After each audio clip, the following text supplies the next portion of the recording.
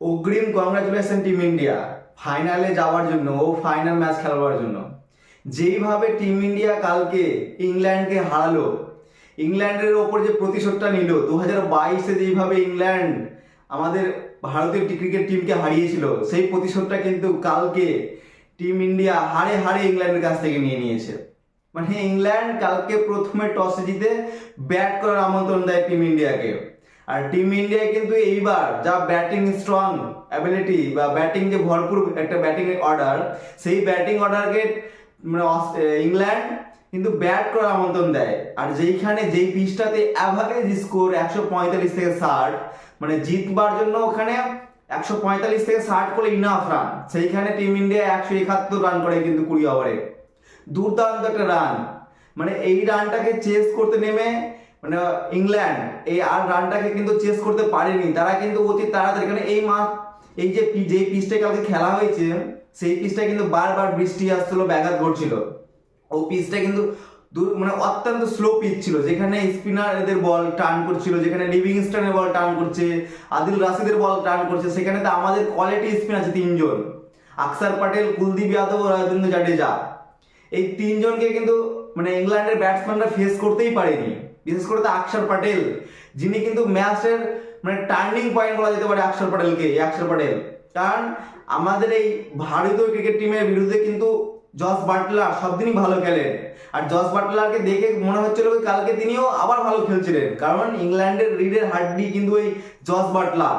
আর এই জস বাটলারকে কিন্তু আকসার প্যাটেল তার ফার্স্ট ওভারের ফার্স্ট বলটাই কিন্তু আউট নিয়ে নেয়। কারণ জস বাটলার যেইভাবে আর্শদীপ সিং এর পিছনে ধাওয়া করেছিল বা মার দিচ্ছিল, সেইভাবে বোঝা যাচ্ছিল কি হয়তো টিম ইন্ডিয়ার হাতে ম্যাচটা না বেরিয়ে যায়। কিন্তু আকসার প্যাটেল যখনই ফার্স্ট ওভারের ফার্স্ট বলটা করে, সেই বলটাই কিন্তু বা জস বাটলার তার উইকেট টেক হয়ে বসে।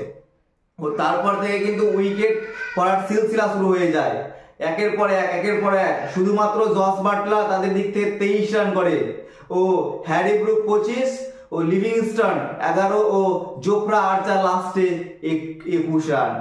এই মানে ইন্ডিয়ার বিরুদ্ধে যে ইংল্যান্ড 171 রানের টার্গেটে নেমে তারা 103 রানে অল উইকেট হয়ে যায় 16 ওভার 4 বলে। তারা মানে এই রানটিকে আর ধাওয়া করে জিততে পারেনি।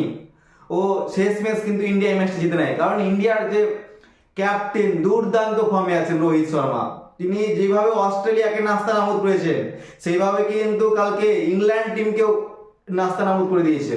কারণ তিনি যে 39 বলে তার 57 রানের যেটা ইনিংস, যেখানে 6টা 4 ও 2টি 6 সাজানো এই যে 57 রানের একটা ইনিংস, তাতে কিন্তু ইংল্যান্ড নাস্তানাবুদ হয়ে গেছে। ও আমাদের স্কাই সূর্যা কুমার যাদব, তিনি তো 36 বলে 47 রানের একটা দুর্দান্ত পারি খেলেছেন, মানে অবিশ্বাসনীয় পারি, যার দৌলতে কিন্তু টিম ইন্ডিয়া 171 রানের মতো একটা বড় লিডে পৌঁছায়। যেখানে সবারই অবদান ছিল, রোহিত শর্মা, কোহলি, পান্ত। কোহলিকে কিন্তু এটা চরম দুর্ভাগ্য যে কোহলি তার নিজের যে ছন্দে, নিজের যে ফর্মে, সেই ধারাবাহিক ফর্মে কিন্তু এখনো নেই।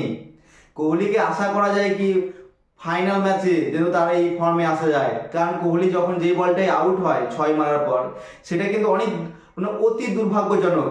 একটা এত সুন্দর বলে 6 মেরে তারপরে বলটা কিন্তু স্টেপ আউট করে 6 মারতে যে বোল্ড আউট হয়ে যায়।